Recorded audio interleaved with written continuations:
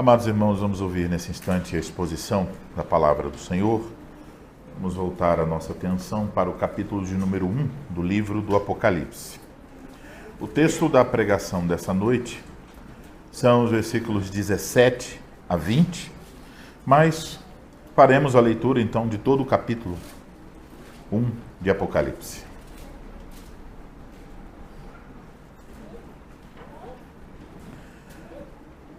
Revelação de Jesus Cristo que Deus lhe deu, para mostrar aos seus servos as coisas que em breve devem acontecer, e que ele, enviando por intermédio do seu anjo, notificou ao seu servo João, o qual atestou a palavra de Deus e o testemunho de Jesus Cristo quanto a tudo o que viu. Bem-aventurados aqueles que leem e aqueles que ouvem as palavras da profecia e guardam as coisas nela escritas, pois o tempo está próximo.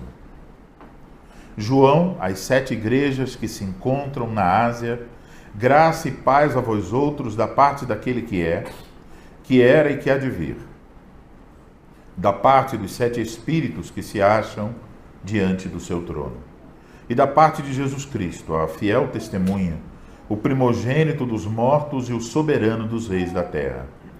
Àquele que nos ama e pelo seu sangue nos libertou dos nossos pecados e nos constituiu reino, sacerdotes para o seu Deus e Pai, a ele a glória e o domínio pelos séculos dos séculos. Amém. Eis que vem com as nuvens, e todo olho verá, até quantos o traspassaram, e todas as tribos da terra se lamentarão sobre ele. Certamente. Amém.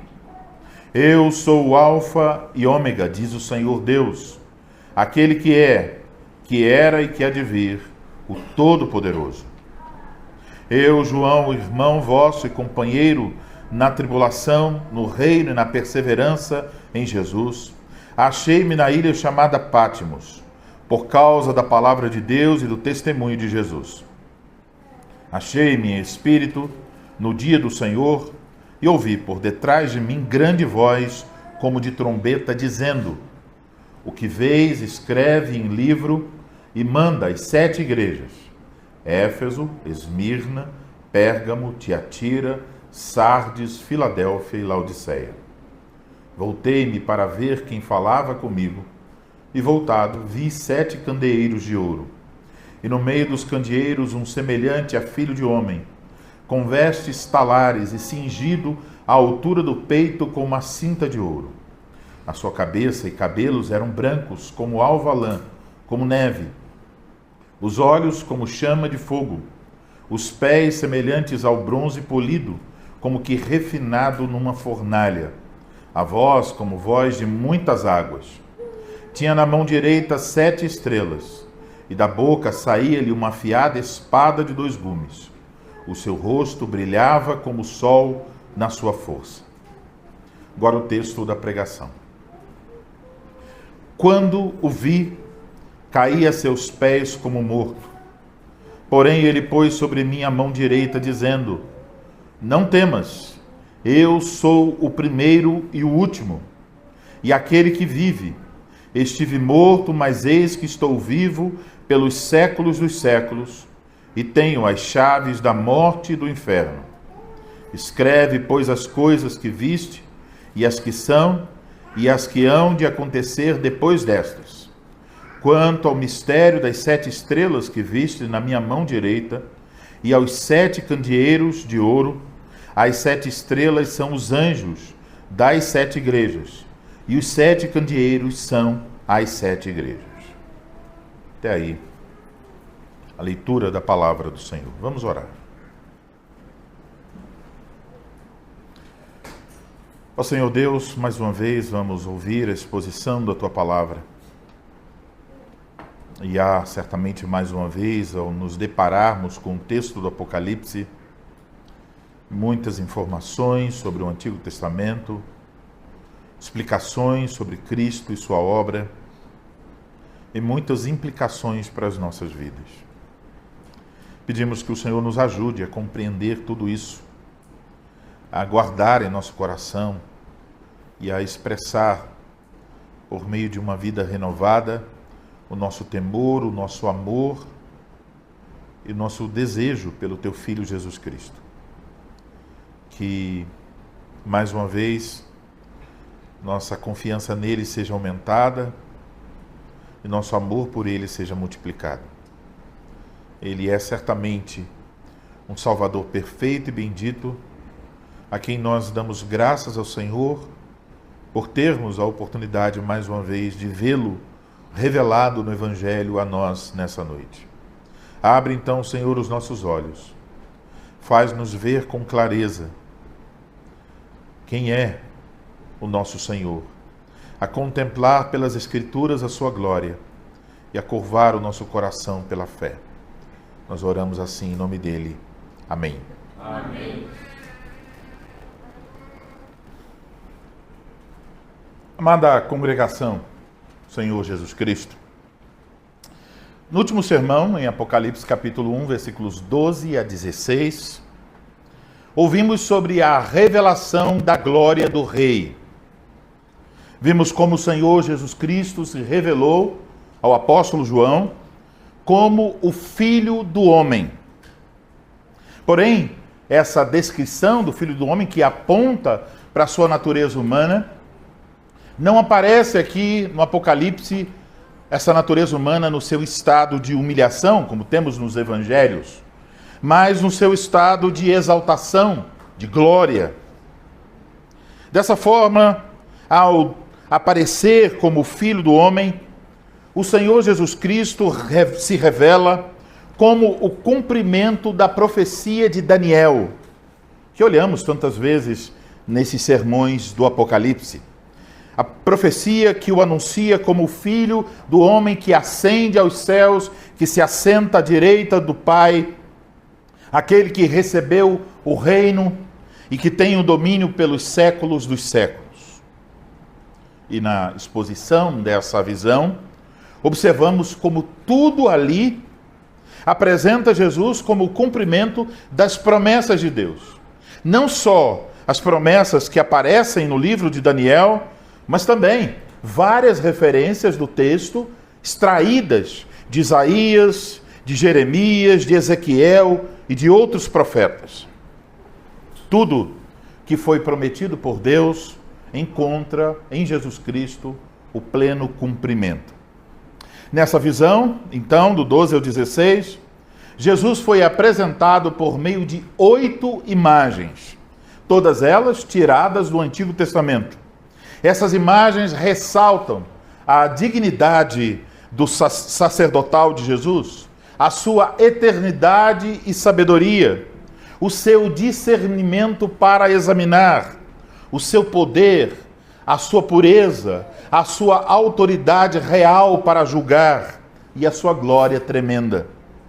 Ora, depois de toda essa visão magnífica a respeito da glória de Jesus Cristo, encontramos agora, nos versículos 17 a 20, a reação do apóstolo João a essa visão gloriosa e, nesse contexto, a repetição de seu chamado para escrever a mensagem de Cristo às suas igrejas. Essa parte, então, final do capítulo de número 1 do livro do Apocalipse, Cristo deseja oferecer à sua igreja uma mensagem de encorajamento e consolo. Percebemos aqui, então, o interesse de Cristo em comunicar às suas igrejas sobre a sua presença constante e o seu controle sobre a história. Por isso, eu vos anuncio a palavra de Deus nessa noite sob o seguinte tema: o Rei glorioso está presente em suas igrejas. O Rei glorioso está presente em suas igrejas. Inicialmente, então, olhamos para o versículo 17. Encontramos aí a reação de João à visão de Jesus Cristo glorificado. Leiamos. Quando o vi, caí a seus pés como morto. Porém, ele pôs sobre mim a mão direita, dizendo: não temas, eu sou o primeiro e o último. A reação de João aqui descrita, segue o mesmo padrão da reação do profeta Daniel. Você pode, depois em casa, observar isso com mais atenção, olhando as visões do capítulo 8 e do capítulo 10 de Daniel.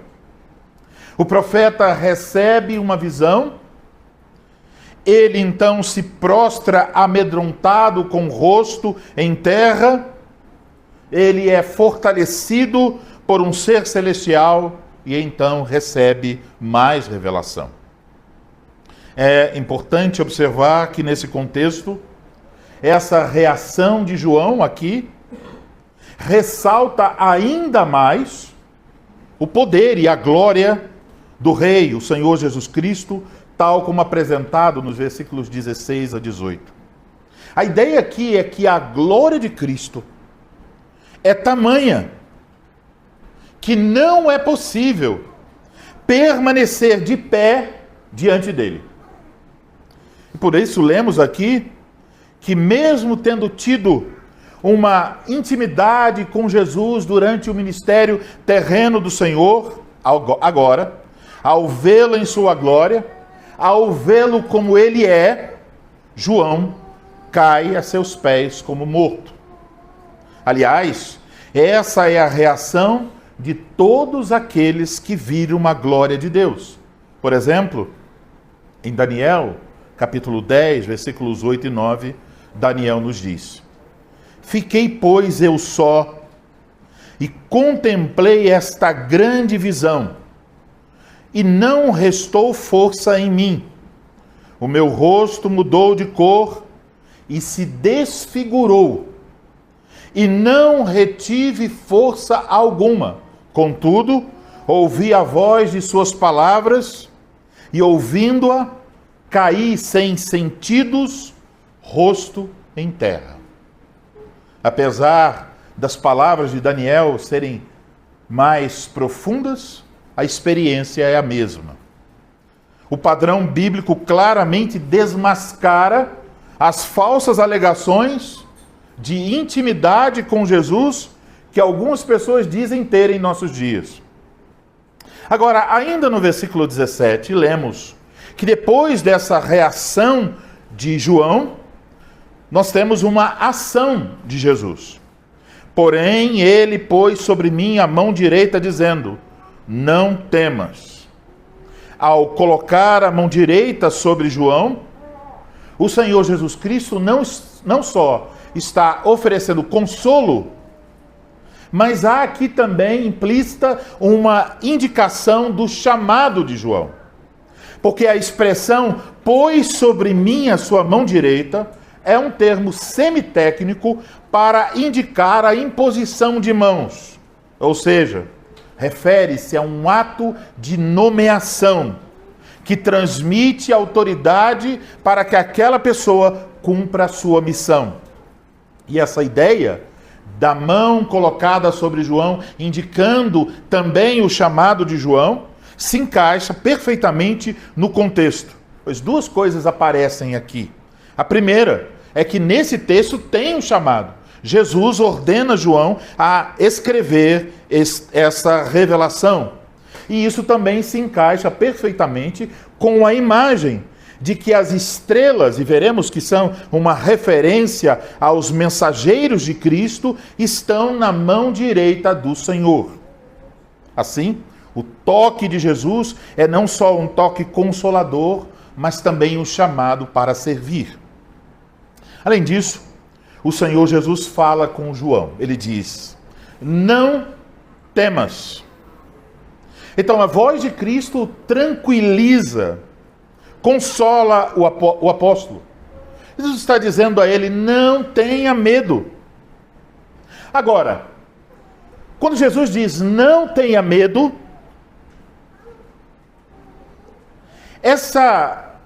esse consolo se fundamenta no contexto de quem Jesus Cristo é. Observe, final do versículo 17. Não temas. Por quê?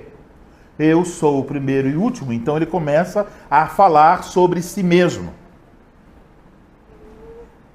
Então, o consolo e a palavra para não temer se fundamenta em quem Jesus Cristo é.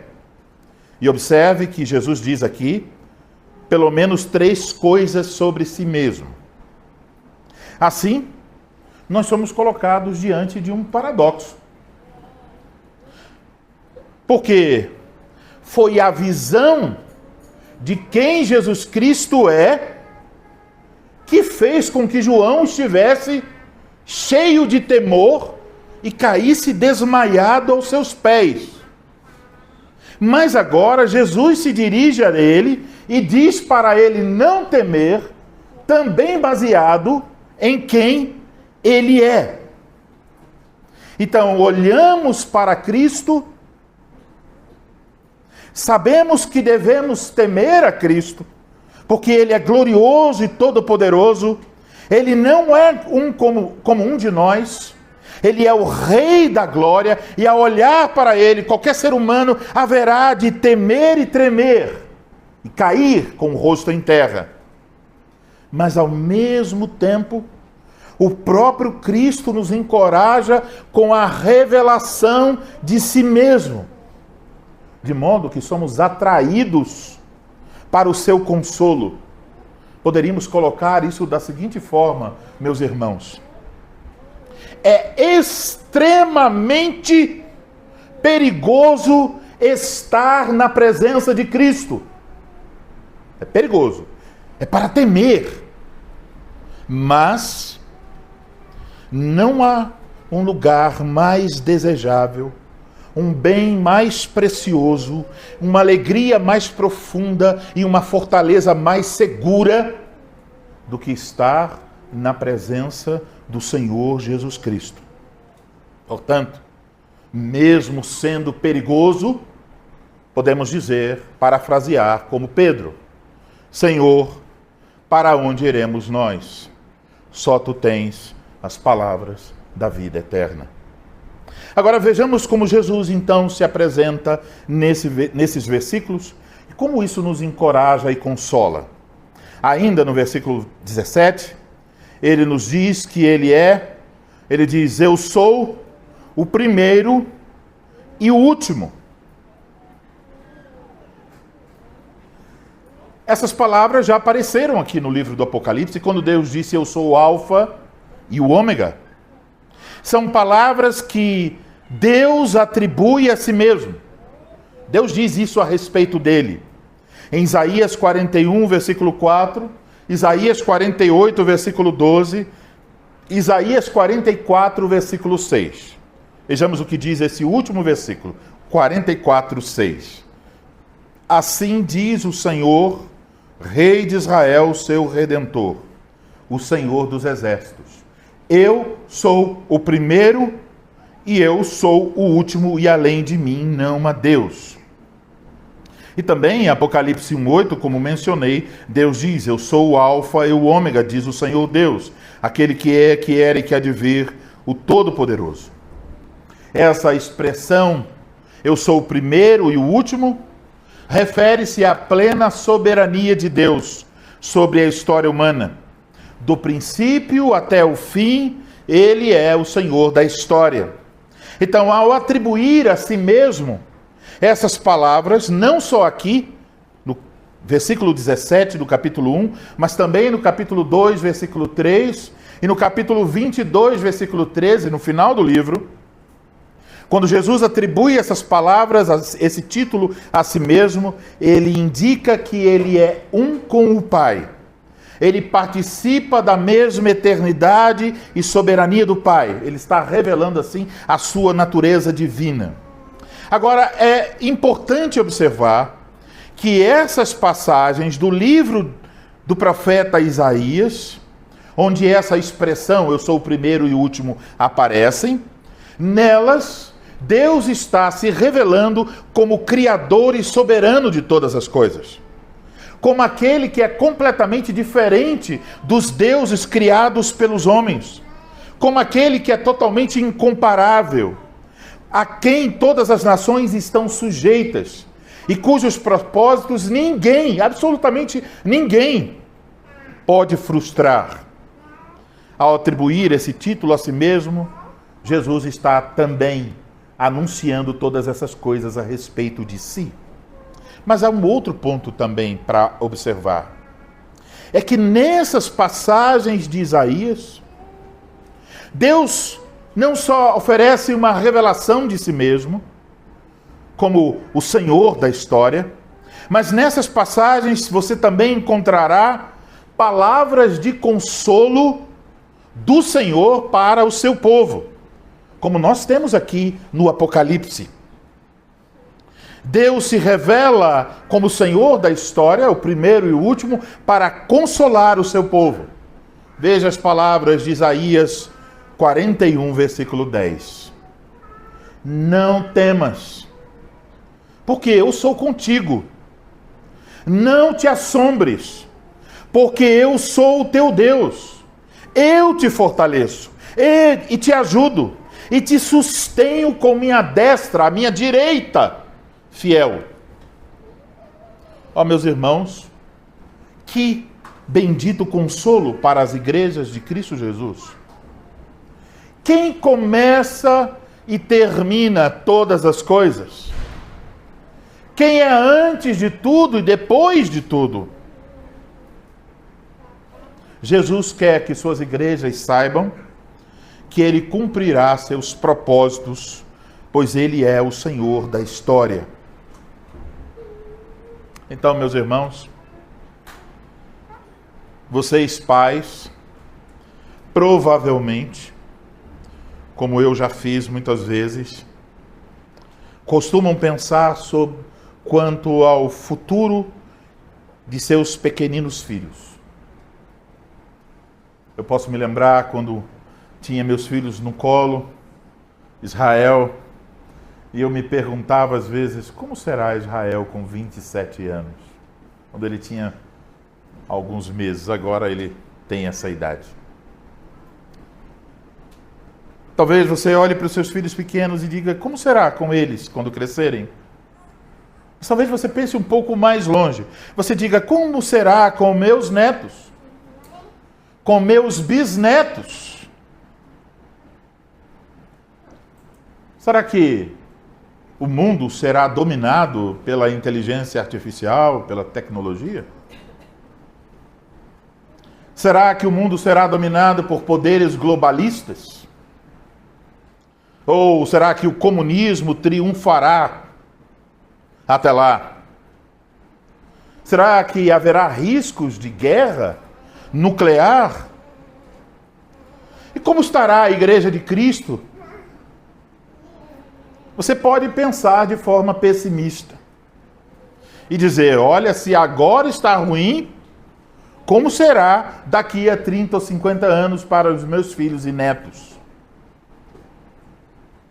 Mas aqui está Jesus dizendo, não temas, eu sou o primeiro e o último. Não são os poderes deste mundo que determinam o desenrolar da história. A história do mundo, a história da igreja, a história dessa igreja, a história das nossas famílias, está nas mãos do primeiro e último. Você confia nele?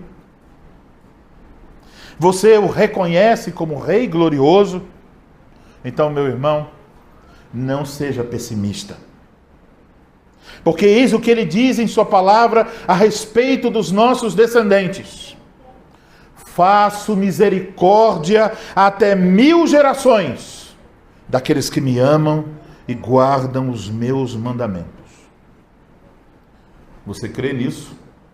Diga amém. Em segundo lugar, Jesus nos diz que Ele é aquele que vive. Estive morto, mas eis que estou vivo pelos séculos dos séculos. Versículo 18.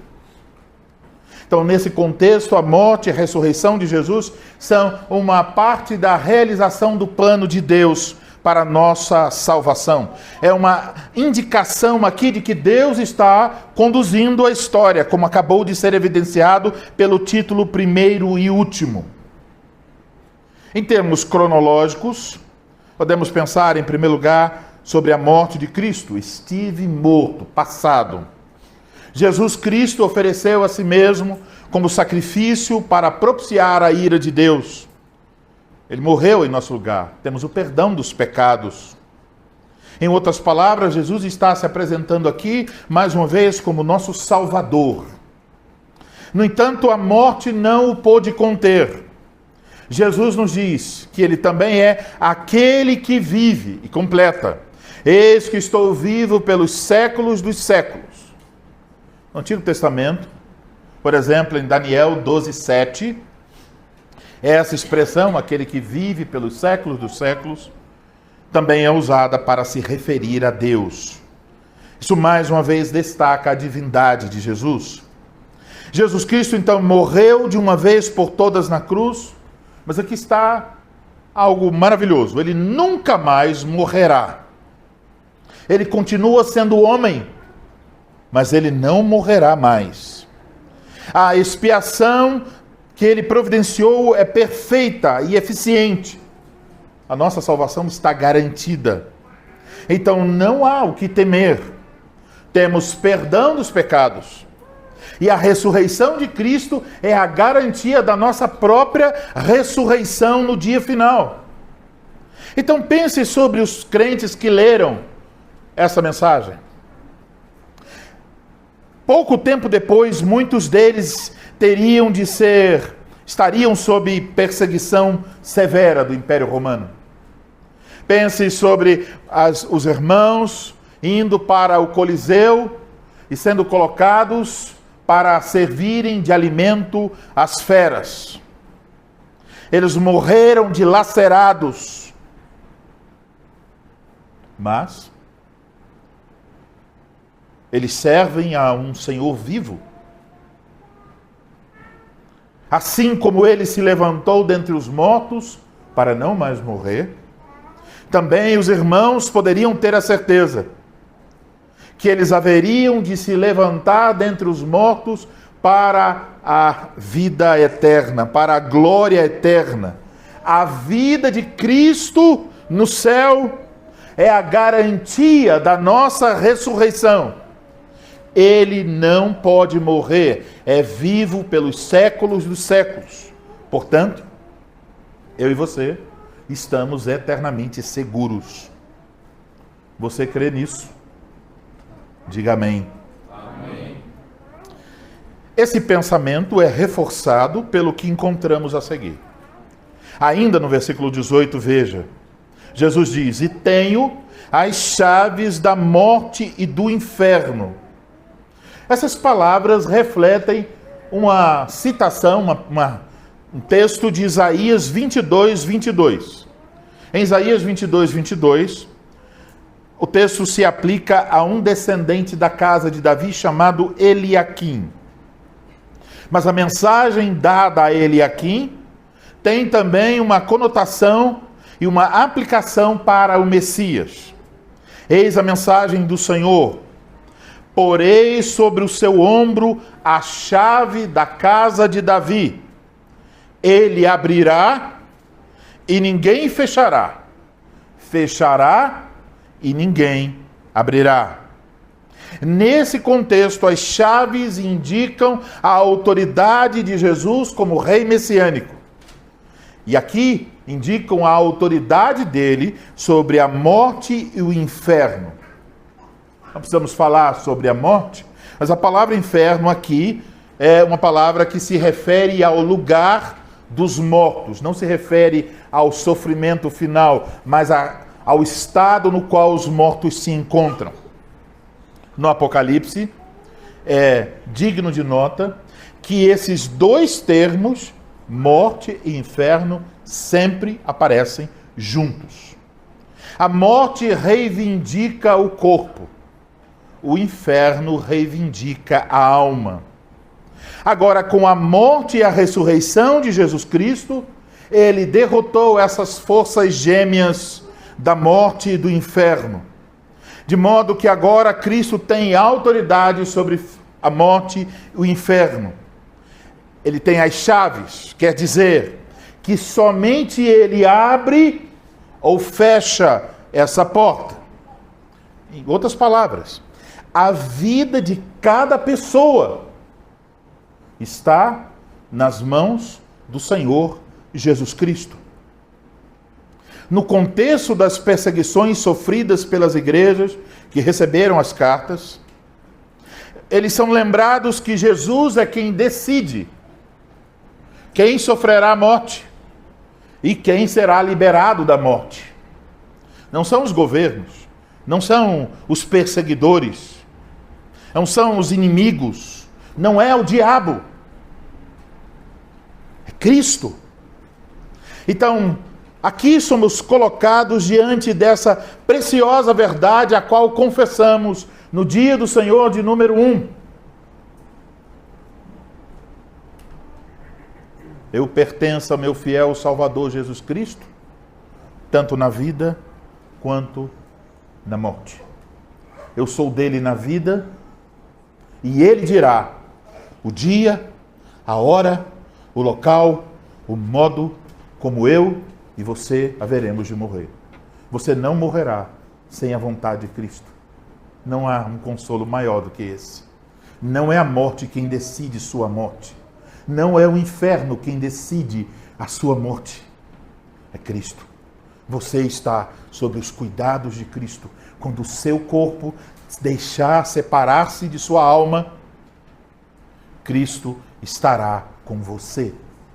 Ele é quem decide quando isso acontecerá. Amados irmãos, então, não há razões nem para temer o pior e maior de todos os inimigos, a morte e o inferno. Não há razões para temer o presente nem o futuro. O nosso Salvador, aquele que vive pelos séculos dos séculos, ele tem o controle da história e ele tem o poder sobre a morte e o inferno. Portanto, a mensagem de Jesus para João, a mensagem de Deus em Isaías 41, não temas. Essa mensagem vale não só para João, não só para as 7 igrejas, mas para nós, leitores do século 21. Jesus Cristo tem a primeira e a última palavra em todos os assuntos. Por causa de quem ele é, por causa do que ele fez, nós somos então encorajados a cumprir o nosso papel como igreja de Cristo nesse mundo. Podemos então nos alegrar pelo que ele tem feito no presente e ser otimistas quanto ao futuro. Agora, que Jesus tem o poder sobre a história também se evidencia no que lemos no versículo 19, na ordem dada pelo Senhor Jesus Cristo a João ao dizer: escreve, pois, as coisas que viste, e as que são, e as que hão de acontecer depois destas. Nos versículos 10 e 11, João já havia registrado o seu comissionamento para escrever a revelação de Cristo às suas igrejas. Ele disse: achei-me em espírito no dia do Senhor e ouvi por detrás de mim grande voz como de trombeta, dizendo: o que vês, escreve em livro e manda às 7 igrejas: Éfeso, Esmirna, Pérgamo, Tiatira, Sardes, Filadélfia e Laodiceia. Mas agora há uma pequena diferença no chamado.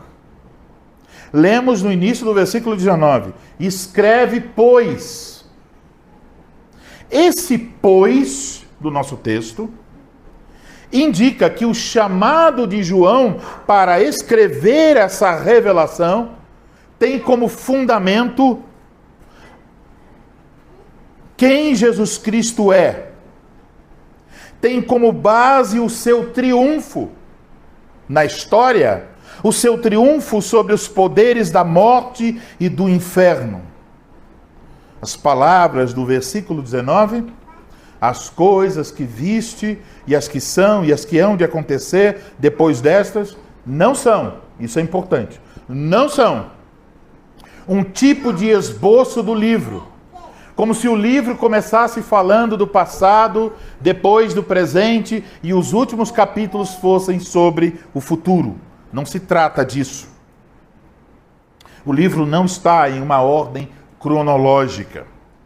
A expressão "as coisas que vistes" poderia ser traduzido como o que você vê, o que você está vendo. Nesse caso, essas palavras querem não indicar o tempo da visão, mas a extensão da visão. Querem indicar a totalidade da visão, ou seja, essa expressão refere-se à revelação não só que nós temos do versículo 1 até o 18, as coisas que vistes, mas se refere ao livro como um todo, a toda a revelação. Isso é o que João viu. Uma paráfrase poderia ser: escreve, pois, o que você já viu, a totalidade da visão, tanto o que é e o que deve ocorrer nos últimos dias. E aqui então é importante observar, meus irmãos, que há evidências de que o versículo 19 reflete o que se encontra em Daniel capítulo 2, versículos 27 a 29. O livro, a profecia de Daniel 2, fala daquele momento quando o rei Nabucodonosor teve um sonho. Ele viu uma grande estátua composta de diferentes materiais. Você sabe, essa estátua representa os reinos deste mundo. Então, Daniel ofereceu a interpretação. Veja, Daniel 2, versículos 27 e 29. Respondeu Daniel na presença do rei e disse: o mistério que o rei exige, nem encantadores, nem magos, nem astrólogos o podem revelar ao rei. Mas há um Deus no céu, o qual revela os mistérios. Pois fez saber ao rei Nabucodonosor o que há de ser nos últimos dias. Então, Daniel diz, olha, o que você viu, ó rei, Deus fez saber com que você soubesse o que há de ser nos últimos dias. Voltando ao texto, o teu sonho e as visões da tua cabeça quando estavas no teu leito são estas. Estando tu, ó rei, no teu leito, surgiram-te pensamentos a respeito do que há de ser depois disto. A linguagem parecida com o que temos em Apocalipse.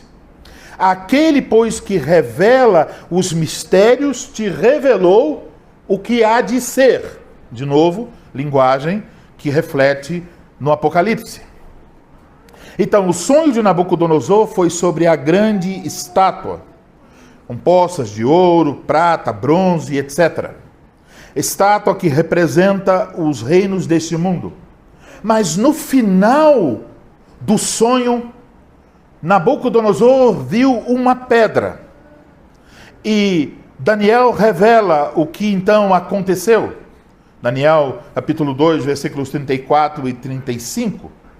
Quando estavas olhando, uma pedra foi cortada sem o auxílio de mãos e feriu a estátua nos pés de ferro e de barro e os esmiuçou.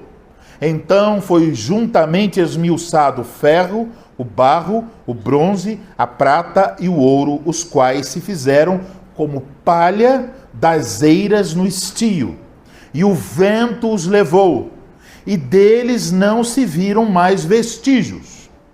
Então os reinos desse mundo passando. Agora ele diz, mas a pedra que feriu a estátua se tornou em grande montanha, que encheu toda a terra. E então, em Daniel, capítulo 2, versículos 44 e 45, temos uma explicação sobre o significado desta pedra. Daniel diz, mas nos dias destes reis, o Deus do céu suscitará um reino que não será jamais destruído. Esse reino não passará a outro povo. esmiuçará e consumirá todos os reinos, todos esses reinos. Mas ele mesmo, o reino, subsistirá para sempre. Como viste que do monte foi cortada uma pedra sem auxílio de mãos, e ela esmiuçou o ferro, o bronze, o barro, a prata e o ouro. O grande Deus fez saber ao rei o que há de ser futuramente. Certo é o sonho e fiel a sua interpretação. Notamos que as palavras de Apocalipse 1:19 têm relação com as palavras de Daniel 2. Não só as palavras, mas o assunto. Agora o Senhor Jesus Cristo ordena a João: escreve, pois, as coisas que viste, as que são e as que hão de acontecer depois destas. Jesus está aqui indicando para João que ele é o cumprimento da profecia de Daniel a respeito da pedra que haveria de se tornar uma grande montanha e encheria toda a terra. Jesus está basicamente dizendo o seguinte: olhe, aquilo que Daniel explicou a Nabucodonosor e disse o que há de acontecer depois disso, isso que ele lá anunciou como algo futuro, já tem início agora, João. E por isso você deve escrever sobre essas coisas. A visão de Daniel fala sobre os últimos dias. E eu espero que você saiba, os últimos dias não estão sendo aguardados em tempo futuro. Estamos nos últimos dias. Os últimos dias começaram com a vinda do Senhor Jesus Cristo.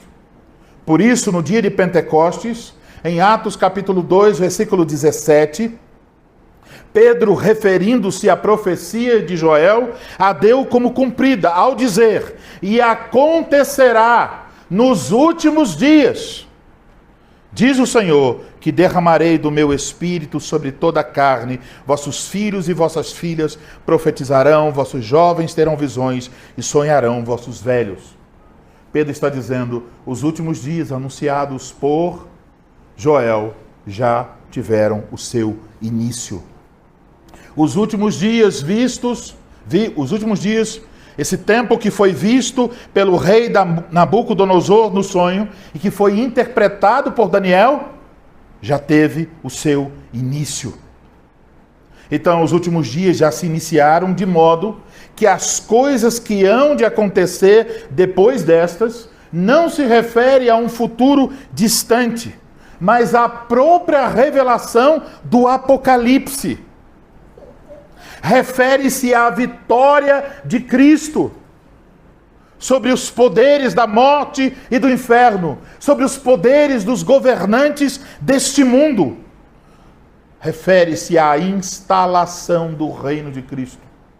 Você pode olhar para as pregações anteriores, o anúncio de que o Filho do Homem é exaltado à direita do Pai, donde recebe a posição de ser o governante sobre todas as coisas.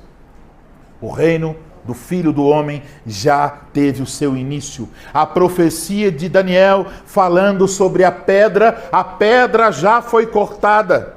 E a pedra está crescendo para tornar-se uma montanha, para encher toda a terra. Já estamos nos últimos dias que Daniel profetizou. E o que está acontecendo agora? Os reinos deste mundo estão em processo de destruição, degeneração. E o reino de Cristo é o único reino que vai continuar avançando, vai crescer até o ponto da vontade do Messias. Portanto, a ordem de Cristo a João para escrever esta mensagem tem uma mensagem implícita. E a mensagem é essa: tudo que foi prometido já está se cumprindo. O Filho do Homem já se assentou no trono de sua glória. Ele já está em sua posição exaltada. Ele já está subjugando seus inimigos. Eu poderia, meus irmãos, apresentar a vocês muitos argumentos históricos sobre isso. Mas eu quero que você pense apenas num, bem simples. Aonde está o Império Romano? Que perseguiu, que matou, que fez sofrer a Igreja de Cristo, que parecia que iria soterrar debaixo de suas botas os filhos de Deus. O Império Romano passou e o reino de Cristo permanece. Certamente, isso pode nos encher de coragem para cumprir a nossa missão. Certamente, isso deve nos encorajar a pregar o Evangelho, porque não existe nada mais certo e garantido do que a vitória do nosso Senhor Jesus Cristo. Agora, por fim, irmãos, no versículo 20 temos uma explicação de dois elementos da visão dos versículos 12 a 16. Jesus então se coloca agora como nosso professor e intérprete. E o que ele explica é isso: quanto ao mistério das 7 estrelas que viste na minha mão direita e aos 7 candeeiros de ouro. Ele vai explicar essas duas imagens. Mas também é bom observar, ele diz, quanto ao mistério. De novo, se você prestou atenção na leitura dos textos em Daniel 2, você talvez observou que a palavra mistério apareceu ali várias vezes. O mistério é um segredo que foi mantido oculto das pessoas, mas que no tempo certo Deus resolve revelar. É importante notar, então, que lá em Daniel essa palavra aparece e agora também aqui. Isso de novo está conectando a profecia a revelação anunciada por João com a profecia de Daniel. Então vamos olhar para essas duas coisas. Em primeiro lugar, Jesus nos explica o mistério das 7 estrelas. Ele diz, as 7 estrelas são os anjos das 7 igrejas. É uma explicação, mas de fato é uma explicação que oferece certa complexidade. Porque agora nós nos perguntamos quem são os anjos. É como houvesse uma explicação sobre o significado das estrelas, mas ainda estamos aqui com a palavra anjos e o que eles significam. E esse tem sido um assunto de muita discussão dos comentaristas. Há aqueles que dizem que os anjos são anjos literais. Seriam os anjos protetores das igrejas. Outros identificam os anjos como se fossem personificações das igrejas. Então, o anjo da igreja tal é só para falar do caráter espiritual da igreja. Outros comentaristas veem os anjos como mensageiros, porque esse é o significado da palavra anjos, mas não como líderes. Seriam os homens que foram a Patmos para pegar as cartas e levar às igrejas. E a escolha de qualquer uma dessas interpretações sempre trará, por parte dos que defendem a outra posição, objeções. Todas elas podem sofrer objeções. Mas o fato de que as cartas são dirigidas aos anjos parece apontar na direção que não se trata de seres celestiais. Eles vão receber as cartas. Além do mais, as cartas deveriam ser lidas nas igrejas. Então, os anjos vão receber as cartas e essas cartas serão lidas nas igrejas. É muito mais claro, então, tomar a palavra anjos como uma referência àqueles que têm a responsabilidade diante de Deus de ministrar a pregação e o ensino, e o pastorado e o governo das igrejas locais. Isso faria muito mais sentido para os leitores originais. A coisa mais simples, então, é entender os anjos como os mensageiros das igrejas, como os ministros de Cristo que serviam nessas igrejas. É assim que muitos intérpretes entendem e também é a interpretação que adoto aqui. Agora, o fato dos mensageiros estarem na mão direita de Jesus quer então indicar que Jesus Cristo tem esses homens sob sua proteção e sua posse. Eles são seus e estão sob seus cuidados. Agora temos a outra imagem, os 7 candeeiros de ouro. Como já vimos, essa imagem, ela é extraída do templo. No entanto, no templo havia um candelabro com 7 hastes. Aqui é um candelabro, cada qual separado do outro, com uma lâmpada em cada candelabro. Temos então aqui uma indicação, como já vimos, do papel da igreja no mundo. A igreja é o templo de Deus na terra. Ela é a portadora de luz no mundo em trevas. Aqui no versículo 20, Jesus diz então que os 7 candeeiros simbolizam as 7 igrejas. É para falar o número 7 para indicar não só aquelas 7, mas a totalidade das igrejas de Cristo. Então, quando vemos aqui na revelação de Jesus Cristo, o Filho do Homem, o Senhor Jesus Cristo em sua glória, andando no meio dos 7 candeeiros, andando, portanto, no meio de suas igrejas, versículo 12, isso claramente quer indicar que Cristo não está ausente da igreja. Ele não está indiferente à igreja. Ele está no meio de suas igrejas. Ele tem na sua mão os seus pastores e ele está no meio, agindo no meio de suas igrejas. Então vejam a mensagem de consolo e encorajamento para as igrejas de Cristo que estavam sofrendo naquele tempo. Vejam, se olharmos para nós mesmos, o que vamos encontrar? As igrejas são cheias de fraquezas. E como vocês já devem ter percebido, os pastores também são cheios de fraquezas. E há tantos inimigos.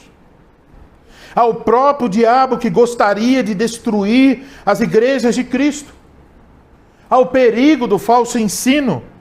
Há o perigo do mundanismo.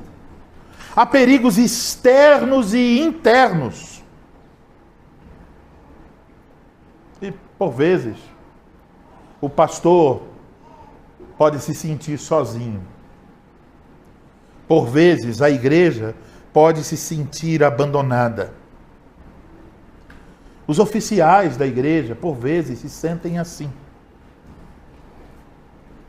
No entanto, a respeito de nossa percepção e sentimentos, aqui está a mensagem do Evangelho. O glorioso Filho do Homem, o Senhor Jesus Cristo, está no meio de suas igrejas. Ele tem os pastores em suas mãos. E ele nunca nos deixará sozinhos. Como ele disse, estarei convosco até a consumação dos séculos. É a verdade. Ele conhece nossas obras, como veremos nas cartas. Ele conhece nossas necessidades. Ele conhece nossas fraquezas e pecados. Ele é capaz, com os seus olhos, de sondar as partes mais íntimas da nossa mente e do nosso coração. Ele sabe tudo sobre a igreja, cada membro, cada catecúmeno, cada visitante. Ele sabe tudo sobre o pastor. Ele é Deus poderoso, que está vendo, que está agindo, que está cuidando de suas igrejas e de seus pastores. Ele é o juiz que concederá a cada um segundo as suas obras. E ele fala com suas igrejas. Fala para encorajar, para corrigir, para orientar. E é por causa da presença dele em nosso meio que podemos cumprir o nosso papel como luz nesse mundo. Aquele que morreu e ressuscitou para a nossa salvação está conosco até a consumação dos séculos. Portanto, amados irmãos, muitas pessoas nesse mundo fazem promessas e não cumprem. Um marido pode, no dia do casamento, jurar: eu serei fiel até a morte. E então a esposa fica doente, precisa dele, e ele pede o divórcio e a abandona. E até uma coisa que nos parece quase inconcebível: uma mãe pode abandonar seus filhos. Pode pegar um filho recém-nascido e colocá-lo em uma lata de lixo, como ouvimos passar nos noticiários.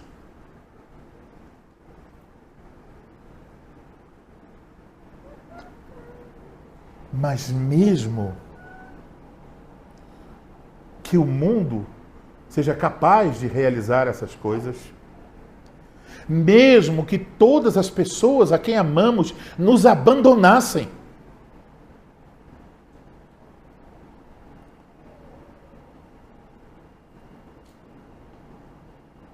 você pode ter absoluta certeza e confiança, seja em tempos de paz ou de perseguição, de alegria ou de tristeza, de fartura ou de escassez, o glorioso Filho do Homem nunca abandonará você.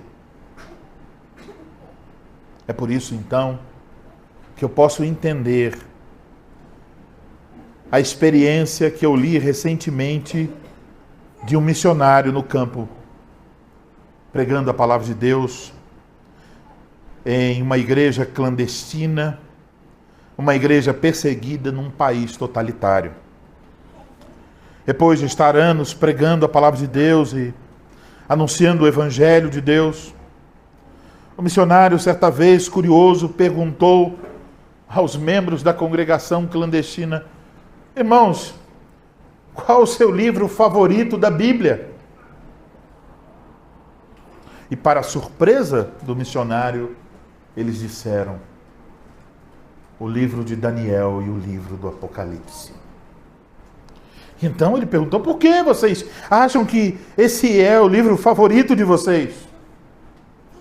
Porque esse livro ensina que Jesus, o nosso Deus, vence todas as coisas. Esta é a mensagem do Apocalipse. A vitória de Cristo. Então, povo de Deus, não tema. Ele está conosco até a consumação dos séculos. Amém.